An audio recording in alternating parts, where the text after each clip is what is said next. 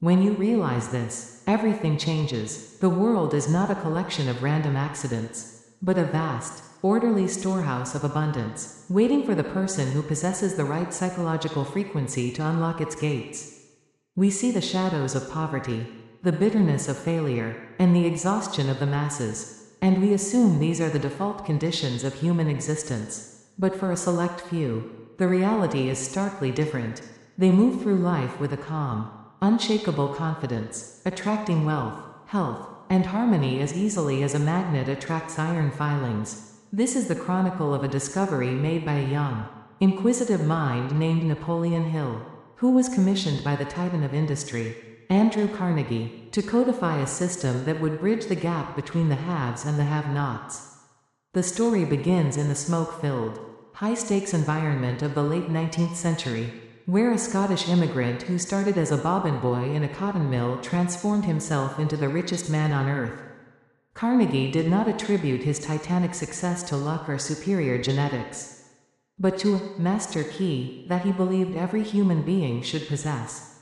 This key is not a physical object made of iron or gold, but a specific mental configuration, a series of 17 principles that, when used in unison, compel the universe to yield its treasures. The narrative follows the intellectual and spiritual evolution of those who dare to turn this key, revealing that the greatest riches are not those stored in bank vaults, but those residing in the untapped recesses of the human mind. The story takes us back to the pivotal moment when Carnegie challenged Hill to spend 20 years documenting this philosophy. It was a test of character, a moment where the first self, the self of doubt and limitation, had to be cast aside for the second self, the architect of miracles. Carnegie knew that the masses were struggling because they lacked a definite purpose. They were like ships without rudders, drifting in the turbulent seas of life, crashing against the rocks of circumstance. The first and most vital element of the master key is definiteness of purpose. The narrative illustrates this through the lives of figures like Henry Ford and Thomas Edison. We see Ford in his humble shed, obsessed with the vision of a horseless carriage. To the neighbors, he was a madman tinkering with junk. To the universe, he was a man with a definite purpose, creating a vacuum that the laws of physics had to fill with results. The story describes the sheer psychological intensity required to hold a vision so clearly that it becomes a physical reality. It is a process of mental alchemy, where a thought form is pressurized by desire until it crystallizes into material wealth. When a man knows exactly what he wants, the very atoms of the environment seem to rearrange themselves to facilitate his progress. Analyzing this phase of the journey, it becomes clear that the world rewards clarity and punishes ambiguity. Most people fail because they want more money or better luck, which are vague phantoms that the mind cannot grasp. The lesson learned is that the universe is a giant mirror. If you present it with a confused image, it reflects back a confused life. Definiteness of purpose is the foundation because it provides the mental blueprint upon which all other riches are built. Without it, energy is dissipated like steam in the open air. With it, that same energy can be harnessed like steam in a piston to move mountains. The narrative teaches that the first step to wealth is the courage to decide, with absolute precision, what one's life is meant to accomplish. This decision acts as a spiritual filter, allowing only relevant opportunities to pass through the conscious mind while discarding the distractions that lead to mediocrity. As the narrative intensifies, we move into the realm of the master mind, the principle that Carnegie considered his greatest secret. The story depicts the lonely struggle of the individual who tries to conquer the world by himself, only to find that his energy is finite and his perspective limited. But then, we see the transformation that occurs when two or more people align their spirits and intellects toward a single goal. Carnegie describes his mastermind group as an invisible, third mind that emerged whenever his advisors gathered. It was as if the collective vibration of their focused thoughts tapped into a reservoir of infinite intelligence that was inaccessible to any of them alone. The story portrays this as a mystical yet practical phenomenon. We see the synergy in the Wright brothers' workshop, where two minds operated as one, defying the gravity of centuries. We see it in the high-stakes negotiations of the steel industry, where a small group of men, harmonized by a shared vision, outmaneuvered entire nations. The mastermind is the ultimate multiplier of human potential. It is the realization that no man is an island, and that true riches are found in the harmonious blending of diverse talents and perspectives. The analysis of the mastermind principle reveals a profound truth about human nature. Our power is exponential, not additive. When we find partners who complement our weaknesses and amplify our strengths, we create a psychic force field that attracts success. The lesson here is that the ego is the greatest enemy of wealth. The person who insists on doing it my way or taking all the credit shuts the door to the mastermind. To turn the master key, one must learn the art of harmony. This isn't just about teamwork, it's about spiritual alignment. It teaches that the highest form of intelligence is not found within the individual skull, but in the space between people who are united by a common, noble cause. By subordinating the small self to the collective purpose, the individual becomes a channel for the miraculous. The narrative then dives into the principle of going the extra mile, which Hill describes as the only way to get ahead in a competitive world. The story follows a young clerk, overlooked and underpaid, who decides to apply this law, while others are watching the clock, waiting for the whistle to blow so they can escape their drudgery. This clerk is looking for ways to provide more service than he is paid for. He anticipates the needs of his employer, he stays late to organize the files, he treats every customer with a level of care that borders on the sacred. At first, his co-workers mock him, calling him a sucker for giving away his labor. But the narrative shows the invisible forces at work. By providing excess value, the clerk is actually putting the universe in his debt. The story describes the law of increasing returns, the fact that seeds planted in the soil of service eventually produce a harvest far beyond the initial effort. The miracle occurs when a high-ranking executive from another company observes the clerk's attitude and offers him a position with double the salary and 10 times the opportunity. The extra mile is never crowded, because most people are too busy complaining about the length of the first one. Analyzing this story, we see that the master key requires a shift from a getting mindset to a giving mindset. The lesson is that the only way to receive more is to become more. By doing more than what is expected, you develop a personal magnetism that makes you indispensable. Most people view work as a transaction, an hour of time for $1 of pay. The master key holder views work as an investment. The analysis teaches that the habit of going the extra mile builds the muscle of self-discipline and creates a reputation that precedes you.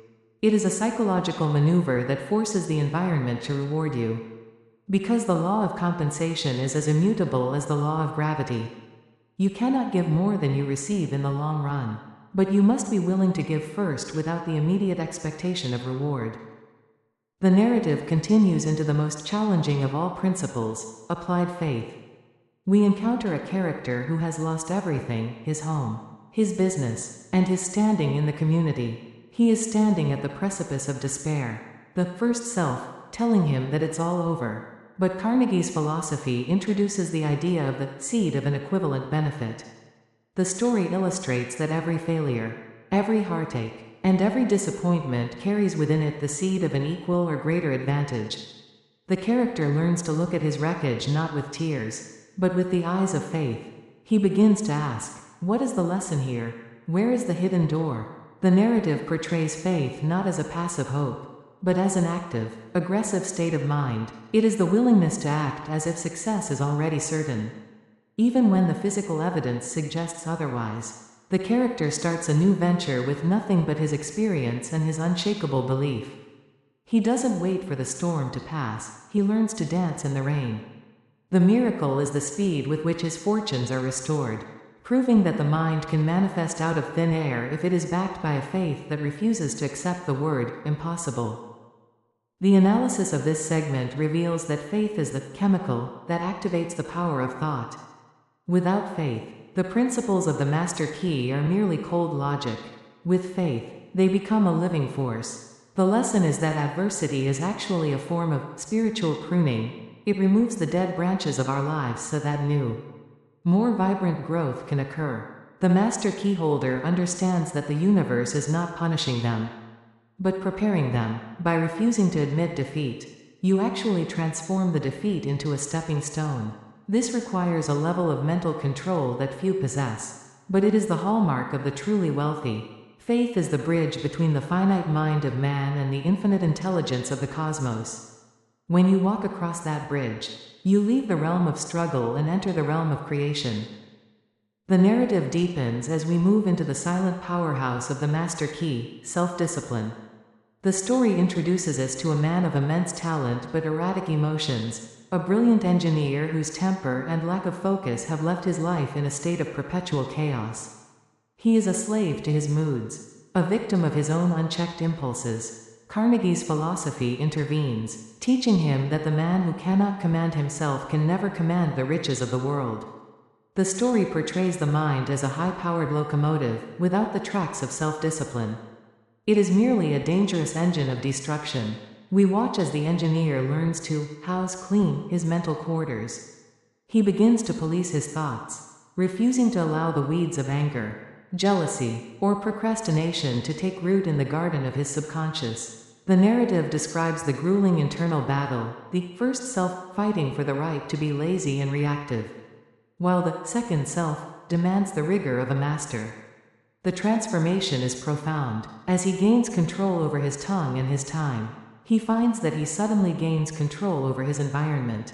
His miracle is the restoration of his reputation and the sudden, explosive growth of his influence. He discovers that the greatest empire one can ever conquer is the one that lies within the boundaries of his own skull. Analyzing this psychological shift, it becomes evident that self-discipline is the traffic cop of the mind. It directs the flow of mental energy toward a definite purpose and prevents the collisions of conflicting desires. The lesson learned is that freedom is not the ability to do whatever one wants. It is the power to do what is right and necessary to achieve one's goals. The analysis reveals that the master key cannot be turned by a trembling hand. You must develop the will to stay the course when the initial excitement has faded. Self-discipline acts as the guardian of all other principles, ensuring that going the extra mile and applied faith are not just temporary bursts of enthusiasm, but permanent habits of character. It teaches that the man who masters his own mind becomes the master of everything else. The script then transitions into the vibrant, electric principle of enthusiasm. The story follows a woman who has all the technical skills required for success but lacks the spark that moves others to action. Her life is a series of gray, logical, but uninspired days. She is like a cold furnace, filled with fuel but lacking the match to ignite it. The narrative describes her discovery of controlled enthusiasm, which Hill defines as a state of mind that inspires one to move with a physical and mental glow. She begins to speak with conviction, she walks with a purpose, she infuses her every word with a burning belief in her mission. The story depicts how her new vibration begins to affect everyone around her. It is as if she has turned on a light in a dark room. Prospects who were previously indifferent suddenly feel a compulsion to join her cause. The miracle in her life is the sudden ease with which she navigates the social and professional world. She realizes that enthusiasm is the vitality of the soul, and that it is contagious. It is the force that turns a boring presentation into a movement and a simple product into a revolution. The lesson here is that while logic may convince the mind, only emotion can move the heart. The analysis shows that enthusiasm is the fuel for the mastermind. Without it, a group of people is just a committee. With it, they are a crusade. It teaches us that we can choose our level of enthusiasm by acting as if until the feeling becomes a reality. The master keyholder understands that people don't just buy products or services, they buy the energy and the conviction of the person offering them. Enthusiasm is the bridge that allows your second self to communicate directly with the second self of others, bypassing the walls of skepticism and doubt. Next, the story ventures into the intellectual fortress of pleasing personality. We meet a man who is technically a genius but socially a pariah. He is blunt, arrogant, and dismissive of others, believing that his brilliance should be enough to earn him respect. Instead, he finds himself isolated, his ideas ignored, and his career stalled. The narrative describes his humbling realization that the master key is held together by the social glue of human connection. He begins to study the art of the pleasing personality, which is not about shallow flattery, but about a genuine interest in the welfare of others. He learns to listen more than he speaks. He adopts a tone of voice that is resonant and kind. He masters the habit of the smile. The story portrays his transformation from a lone wolf into a leader who people are eager to follow.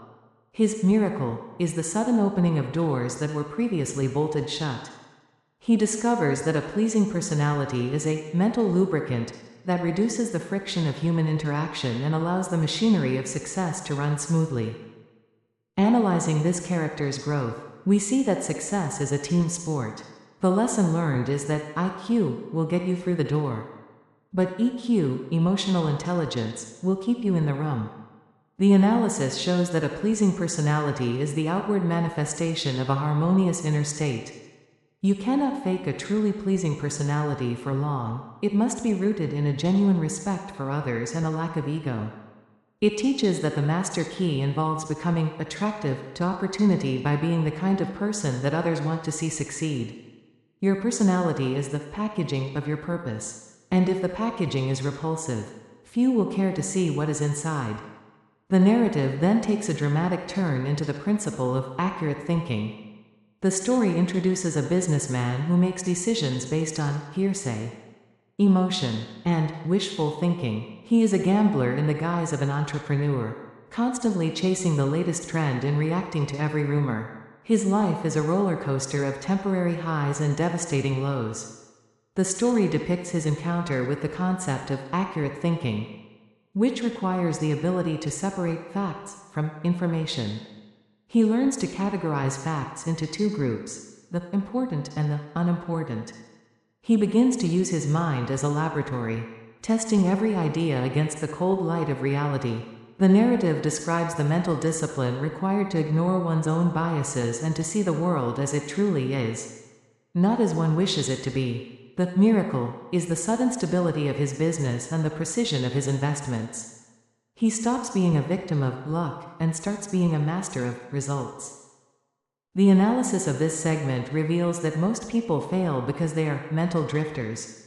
They believe what they want to believe rather than what is true. The lesson here is that the master key requires the courage to be honest with oneself. Accurate thinking is the compass of the philosophy. It ensures that your definiteness of purpose is pointed in a direction that actually leads to riches. It teaches us that emotion is a wonderful servant but a terrible master. To think accurately, one must develop a third-person perspective on their own life, observing their thoughts and choices with the detachment of a scientist. This is the only way to avoid the traps of ego and prejudice that keep the masses in poverty. We continue into the realm of cosmic habit force, the silent momentum that Carnegie believed was the ultimate secret to permanence. The story follows a woman who has achieved a measure of success but finds it fleeting. She is constantly starting over, unable to maintain her progress. She feels as though she is fighting an invisible current. The narrative reveals that she has not yet harnessed the habit force. She has been working against her own repetitive patterns rather than with them. She learns to consciously design a set of daily rituals that align with her goals. She automates her extra-mile efforts. She automates her applied faith. The story describes the moment when the current of her life changes direction. Suddenly, it takes more effort for her to fail than it does for her to succeed. The miracle is the effortless nature of her continued growth. She realizes that habit is the flywheel of destiny. It takes a lot of energy to get it spinning. But once it is in motion, it carries you through the dark times with ease. Analyzing this, we find that cosmic habit force is the universe's way of rewarding consistency. The lesson is that we do not achieve success, we habituate it. The analysis shows that the master key is not a one-time event, but a way of living. If you practice the 17 principles until they become as automatic as breathing, you tap into a universal momentum that is irresistible. It teaches that the difference between the lucky and the unlucky is simply the quality of the habits they have programmed into their subconscious minds. By mastering habit, you move from being a striver to being a receiver.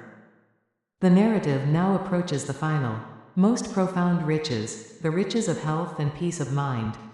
The story portrays a billionaire who is physically broken and mentally tormented. He has all the material wealth Carnegie promised, but he cannot enjoy a single moment of it. He is a prisoner in a golden cage of his own making. The narrative follows his journey as he applies the master key to his internal world. He learns that health is a mental habit as much as a physical one.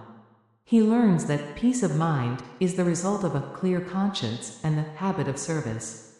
The story describes the miracle of his recovery, not just of his body, but of his spirit. He begins to use his riches to heal the world, and in doing so, he heals himself. He discovers that the master key to riches is ultimately the key to life itself. The journey through the philosophy of Andrew Carnegie reaches its most transcendent peak as the narrative explores the miracle of the 12 great riches. We follow the final transformation of the protagonist, a man who has accumulated vast material wealth but now faces the ultimate test, the preservation of his sanity and the salvation of his spirit. The story illustrates that the master key is not merely a tool for filling bank accounts, but a blueprint for a balanced, harmonious existence. The narrative depicts the first self of the man, still clinging to the fear of loss, still haunted by the ghosts of his past poverty, but as he integrates the principles of controlled attention and learning from adversity, he begins to understand that the true riches are those that cannot be stolen by thieves or eroded by economic cycles. The story vividly describes the miracle of the quiet mind. For the first time, he experiences a state of being where his internal worth is independent of his external environment. He realizes that peace of mind is the highest form of wealth, the crowning jewel of the 17th principle. This isn't a passive peace, but the dynamic peace of a person who knows they have the power to solve any problem and survive any storm. Analyzing this final stage, we see that the master key provides a hierarchy of values. The lesson learned is that money is a secondary rich. It is the result of a primary wealth that begins with a positive mental attitude. The analysis shows that if a person acquires money without the 12 riches, which include health, love, and a labor of choice, they have not mastered the key, but have been mastered by the lock. The narrative teaches that the ultimate purpose of Carnegie's formula was to create whole, human beings who are as rich in spirit as they are in pocket. This is the psychological maturity required to turn the master key fully, the recognition that you are the steward of your wealth, not its slave. The miracle is the shift from a scarcity mindset, which believes there is not enough to go around, to an abundance mindset, which knows that the supply of the universe is infinite. As the script draws to its conclusion, the narrative focuses on the legacy of the master key itself. We see the ripples of Carnegie's wisdom as they pass from Hill to the millions of readers who followed. The story portrays the master key as a living torch, passed from one generation to the next. It is the story of the clerk who became a CEO, the invalid who recovered her strength, and the bankrupt dreamer who rebuilt an empire. Each of these stories serves as a chapter in a larger, cosmic narrative of human potential. The miracle is the realization that the key is available to anyone, regardless of their station in life, provided they are willing to pay the price of self-discipline and persistence. The narrative ends with the image of the reader holding the key in their own hands, the weight of it representing both the responsibility and the power that comes with the truth. The core message and meaning of the master key to riches, is that success is an exact science, governed by laws as predictable as those of mathematics. Napoleon Hill conveys that true wealth is a state of mind that manifests in physical form through the application of 17 fundamental principles. The book intends to shatter the myth of luck and genius, proving instead that the master key is the habit of thinking and acting in a certain way.